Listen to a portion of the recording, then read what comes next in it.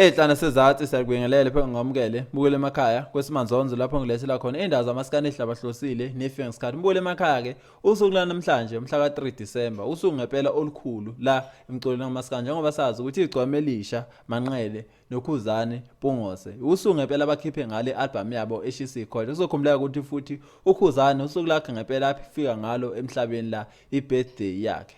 Kodwa ke manje kudotsela udaba lokuthi uKhuzani wenze imali ecishe ifinyelele ku500,000 ecishe ifinyelele ku500,000 yealbum yakhe kodwa ingakaphumi. Bukele emakhaya zokhumbula futhi ngoDisemba wangonyaka ondlulu 2020 sakubalula ngempela ukuthi istrategy ngempela esihle lesokuthi uKhuzani enza ama pre-order kakhulukazi aqinise nemigudu elandelwa induna ukuthi bebeke ama-order kuthi kuphume album nje abantu sebenayo album yabo sebakwazi ukuthi beyithole kalula. uKhuzani ke uyikhiphile le list lapha igunya zokuxhumana washo ngempela ukuthi amandla abalandeli bakhe ngeke awafihle ngempela njengoba eyivezile nemali ukuthi imali ayitholile lapha eko400,000 ecishe ifike ku500,000 le imali enkulu kakhulu njengoba sazoya kaMayimaye ephinde futhi eyinale eThekwini workshop nakwezinye ke indawo lapha azofika khona adayise ama-CD yakhe.